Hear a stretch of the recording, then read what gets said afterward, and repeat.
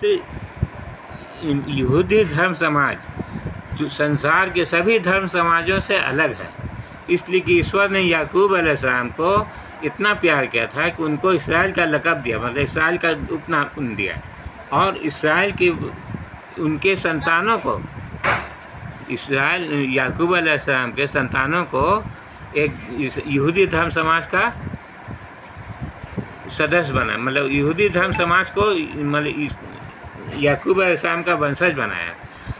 एक संसार में ये यहूदी धर्म समाज ही एक ऐसा धर्म समाज है जो दूसरे कोई भी व्यक्ति, संसार भर के कोई भी व्यक्ति यहूदी नहीं बन सकता, इसलिए कि यहूदी सिर्फ वही है जो उनके संतानों में हो।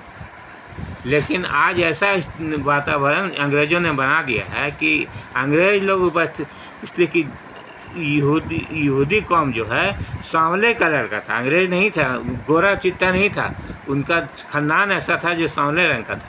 लेकिन अंग्रेज़ लोग उसमें सम्मिलित होकर के यहूदी के नाम पर सम्मिलित हो गए और उसको हिंसा, धर्मी अत्याचार, आतंकवाद की दिशा में मोड़ करके उनको जुल्मत का नमूना बना दिया। संसार के सभी जो देश हैं उसको जुल्मत के निगाह से देख रहा है, धर्म की निगाह से नहीं था कि यहूदी धर्म में क्या शिक्षा, क्या विचार है, ये तो लोग समझ नहीं रहे।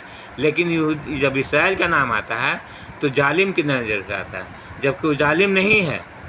तो अंग्रेज़ लोगों ने उसको इसराइल में यहाँ बसा कर, इसराइल में फ़लस्तीन की धरती पर भेज करके अंग्रेज़ लोगों ने उसको उसके नाम के माध्यम से इतना अत्याचार किया है जो संसार मतलब पीड़ा से कराहने लगा। तो ये तो यहूदी धर्म के पर कलंक लगाया जा रहा है। यहूदी धर्म ऐसा नहीं है, यहूदी धर्म भी इस्लाम के जैसा ही, इस्लाम का दूसरा रूप यहूदी है। यहूदी, ईसाई और इसराइल तीनों जो है एक ही सिक्के का तीन पहलू है। सभी ईश्वर की स्वामी भक्ति से जुड़े हुए हैं और सभी ईश्वर की इच्छा और आज्ञा के मार्ग पर चल रहे हैं। लेकिन आज ऐसा राजनीतिक शक्तियों ने ईसाई धर्म को अलग करके उनकी शिक्षा को से विपरीत दिशाएं मोड़ करके यहूदी को तो पहले शिकार तो यहूदियों को बनाया, दूसरा शिकार इस्लाम को बनाया जा रहा है, और तीसरा जो निशाना है वो सनातन धर्म पर है, और इसी तरह से सभी धर्मों पर है। मतलब धर्म को मिटाना ईसाई शक्तियों का मुख्य कारण है, धर्म को के वजूद को मिटा करके अधर्म के माध्यम से संसार पर शासन करना।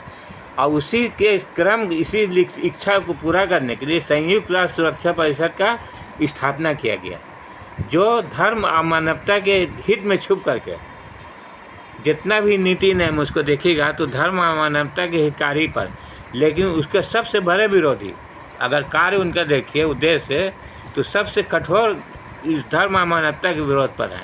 इंसानियत का महिला विभाग, ये जितना भी विभाग खुला सब मानवता के हित में, लेकिन मानवता का सबसे बड़ा दुश्मन जितना भी युद्ध हो रहा है, जितना भी संसार में हिंसा हथधर्मी पर है, सब संयुक्त राष्ट्र सुरक्षा परिषद के ओट में छिप करके।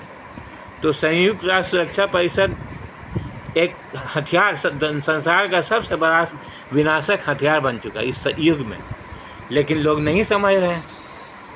वीटो का अधिकार दे करके और नेटो का अधिकार दे करके, और ऐसा वातावरण बना दिया कि संसार पर केवल वही रहेंगे, जो चाहेंगे वही होगा, और बाकी जो लोग चाहेंगे तो विनाश में चले जाएंगे। इसलिए इस विषय पर लोग समझें और इस विषय पर सोचें समझें और जो अपने हितों में करें।